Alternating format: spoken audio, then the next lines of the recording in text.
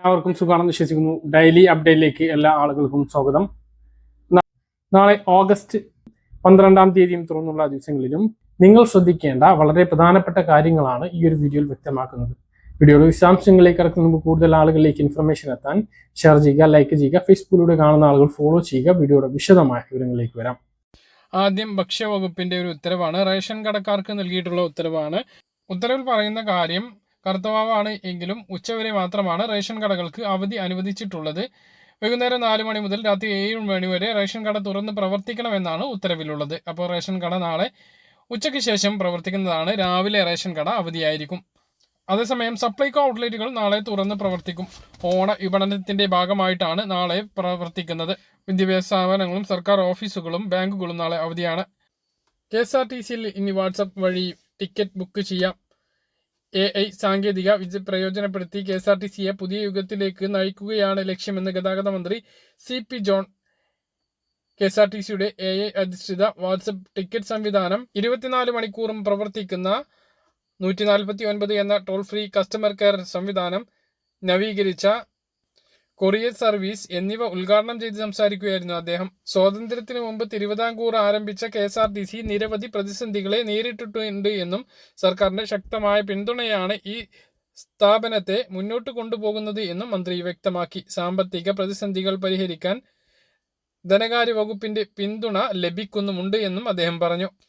ജീവനക്കാരുടെ ശമ്പളവും പെൻഷനും മുടങ്ങാതിരിക്കാൻ സർക്കാർ നടപടി സ്വീകരിച്ചിട്ടുണ്ട്. 1-ാം തീയതി തന്നെ ശമ്പള വിതരണം നടക്കുമെന്നും അദ്ദേഹം വ്യക്തമാക്കി. സ്ത്രീകൾക്കുള്ള പ്രിയദർശിനി കൂടുതൽ ജനകീയമാക്കുമെന്നും പുതിയ AI അധിഷ്ഠിത വാട്സപ്പ് ടിക്കറ്റ് സംവിധാനത്തിലൂടെ യാത്രക്കാർക്ക് എളുപ്പത്തിൽ ടിക്കറ്റ് ബുക്ക് ചെയ്യാൻ സാധിക്കുമെന്നും അദ്ദേഹം വ്യക്തമാക്കി. 94 47 07 10 21 എന്ന ഔദ്യോഗിക വാട്സപ്പ് നമ്പറിലേക്ക് മെസ്സേജ് അയച്ചാൽ പ്രത്യേക ആപ്പോ രജിസ്ട്രേഷനോ ഇല്ലാതെ തന്നെ ചാറ്റിങ്ങിലൂടെ ടിക്കറ്റ് ബുക്ക് ചെയ്യാം. യാത്രാമാർഗം, തീയതി, സർവീസ്, സീറ്റ് എന്നിവ തിരഞ്ഞെടുക്കുന്നതിനും സുരക്ഷിതമായ ഓൺലൈൻ പേയ്മെന്റ് നടത്തുന്നത് ഉൾപ്പെടെ മുഴുവൻ ബുക്കിംഗ് നടപടികൾ പൂർത്തീകരിക്കാനും ഇതിലൂടെ സാധിക്കും. ഈ ടിക്കറ്റും PNR വിവരങ്ങളും അത് ചാറ്റിൽ ലഭ്യമാക്കും. കൗണ്ടറുകളിലെ തിരക്ക് കുറക്കുന്നതിനും യാത്രക്കാർക്ക് വേഗത്തിൽ ടിക്കറ്റ് ബുക്ക് ചെയ്യുന്നതിനും ഈ സംവിധാനം സഹായിക്കുന്നതാണ്. സഹകരണ ബാങ്കുകളിലൂടെ വീടുകളിൽ പെൻഷൻ എത്തിക്കുന്നത് നിർത്തിക്കൊണ്ട് സർക്കാർ തീരുമാനം എടുത്തതിന് പിന്നാലെ വലിയ വിമർശനങ്ങൾ ഉയരുന്നു. അതിന് സർക്കാരിന്റെ വിശദീകരണങ്ങളും വന്നിരുന്നു. ഇപ്പോഴിതാ വീട്ടിൽ ചെന്ന് നൽകേണ്ട സാമൂഹ്യ സുരക്ഷാ ക്ഷേമ പെൻഷൻ പാർട്ടി ഓഫീസിൽ വന്ന് വാങ്ങണമെന്ന പഞ്ചായത്ത് മെമ്പറുടെ ശബ്ദ സന്ദേശമാണ് പുറത്തു വന്നിട്ടുള്ളത്. കിനാനൂർ കരിന്തളം പഞ്ചായത്തിലെ 17-ാം ward member NT Shyamala ward കൂട്ടായ്മ വാട്സപ്പ് ഗ്രൂപ്പിലാണ് സന്ദേശം അയച്ചിട്ടുള്ളത്. ഇതിനെ ചോദ്യം ചെയ്ത വാർഡ് കോൺഗ്രസ് പ്രസിഡന്റ് നാരായണൻ കക്കോലിനെ ഗ്രൂപ്പിൽ നിന്ന് പുറത്താക്കുകയും ചെയ്തു. CPM ഭരിക്കുന്ന കരിന്തളം സർവീസ് സഹകരണ ബാങ്ക് മുഖേനയാണ് ഈ വാർഡിൽ പെൻഷൻ വിതരണം ചെയ്യുന്നത്. ഇത് നേരത്തെ ഉണ്ടായിരുന്ന ആക്ഷേപങ്ങളാണ്. പല സ്ഥലങ്ങളിലും ഈ കാര്യം നടക്കുന്നുണ്ട്. വീടുകളിൽ എത്തിക്കാതെ ഏതെങ്കിലും ഒരു സ്ഥലത്ത് അവർ ഇരിക്കുകയും അവിടെ ചെന്ന് വാങ്ങണമെന്ന് പറയുകയും രാഷ്ട്രീയ മുതലെടുപ്പ് നടത്തുകയും ചെയ്യുന്നു എന്നൊക്കെ. സംസ്ഥാനത്ത് മലപ്പുറം ജില്ല ഒഴികെയുള്ള മുഴുവൻ ജില്ലകളിലും സഹകരണ ബാങ്കുകളും സഹകരണ സംഘങ്ങളും CPM നിയന്ത്രണത്തിലാണ്.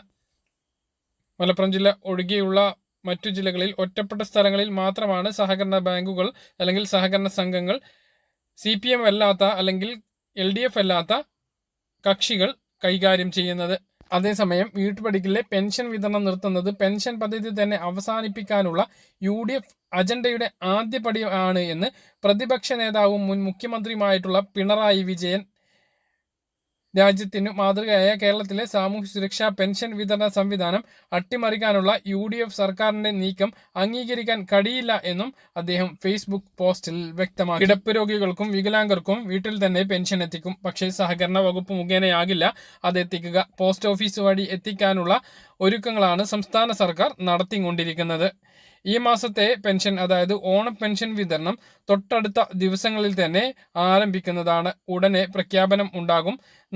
നാളെയോ മറ്റന്നാളോ പെൻഷൻ വിതരണ പ്രഖ്യാപനം വരികയും തൊട്ടടുത്ത ദിവസങ്ങളിൽ വിതരണം ആരംഭിക്കുകയും ചെയ്യും. 26-ാം തീയതി തിരുവോണത്തിന് മുമ്പ് മുഴുവൻ ആളുകൾക്കും ക്ഷേമ പെൻഷൻ എത്തിക്കുന്ന വിധത്തിലാണ് വിതരണം ഉണ്ടാകുക. കയ്യിലും വീട്ടിലും തന്നെയാണ് ഈ ഓണ പെൻഷനും എത്തിച്ചേരുക. മറ്റു പ്രധാനപ്പെട്ട അറിയിപ്പ്, സംസ്ഥാന ഡ്രഗ് കൺട്രോൾ വകുപ്പിന്റെ മരുന്ന് പരിശോധന ലബോറട്ടറിയിൽ നടത്തിയ പരിശോധനയിൽ നിംബാദി ചൂർണം ഗുണനിലവാരം ഇല്ലാത്തതായി കണ്ടെത്തി. Mangalodayam pharmaceutical private limited Changaramkulam Kollur PO Malappuram നിർമ്മിച്ച CH133 ബാച്ച് മരുന്നിനാണ് ഗുണനിലവാര പരിശോധനയിൽ വീഴ്ച കണ്ടെത്തിയിട്ടുള്ളത്. 2029 മാർച്ച് വരെ കാലാവധിയുള്ള ഈ ബാച്ചിന്റെ ഉപയോഗം, വിതരണം, വിൽപ്പന എന്നിവ പാടില്ലെന്ന് സംസ്ഥാന ആയുർവേദ ഡ്രഗ് ലൈസൻസിംഗ് അതോറിറ്റിയായ ഡെപ്യൂട്ടി ഡ്രഗ് കൺട്രോളർ അറിയിച്ചു. മരുന്നിന്റെ സ്റ്റോക്ക് കൈവശമുള്ള വ്യാപാരികളും ആശുപത്രികളും അവ വിതരണക്കാരെ തിരിച്ച് ഏൽപ്പിക്കുകയും വിശദാംശങ്ങൾ ബന്ധപ്പെട്ട ജില്ലാ ആയുർവേദ ഡ്രഗ് കൺട്രോൾ ഇൻസ്പെക്ടർമാരെ അറിയിക്കണമെന്നും നിർദ്ദേശത്തിലുണ്ട്. ഗാർഹിക പാചകവാതക ബുക്കിംഗ് കാലയളവ് കുറയ്ക്കണമെന്ന് ആവശ്യപ്പെട്ട് കേന്ദ്രമന്ത്രിക്ക് സംസ്ഥാന ഭക്ഷ്യമന്ത്രി അനൂപ് ജേക്കബ് കത്ത് നൽകി. നിലവിൽ നഗരപ്രദേശങ്ങളിൽ 25 ദിവസവും ഗ്രാമപ്രദേശങ്ങളിൽ 40 ദിവസവുമാണ് ബുക്കിംഗ് ഇടവേള.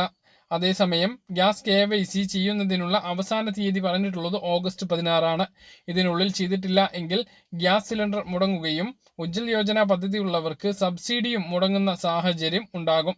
അതുകൊണ്ട് തന്നെ അതിനുള്ളിൽ എല്ലാവരും ചെയ്യാൻ ശ്രദ്ധിക്കുക. ചിലപ്പോൾ ഡേറ്റ് നീട്ടി നൽകിയേക്കാം, പക്ഷേ അതിനു മുമ്പ് എല്ലാ ആളുകളും ചെയ്യാൻ ശ്രദ്ധിക്കുക. രാവിലെ വർദ്ധിച്ച സ്വർണ്ണവില വൈകുന്നേരം കുറഞ്ഞു. ഗ്രാമിന് 120 രൂപയും പവന് 960 രൂപയുമാണ് കുറഞ്ഞത്. ഇതോടെ 1 ഗ്രാം സ്വർണ്ണത്തിന് 14,100 രൂപയും പവന് 1,12,800 രൂപയുമായി. പറഞ്ഞ കാര്യങ്ങൾ കൃത്യമായിട്ട് മനസ്സിലാണെന്ന് കരുതുന്നു. ഇതുപോലുള്ള ഇൻഫർമേഷനുകൾക്ക് ഫോളോ ചെയ്യുക, സബ്സ്ക്രൈബ് ചെയ്യുക. മറ്റൊരു വീഡിയോയുമായി നമുക്ക് വീണ്ടും കാണാം.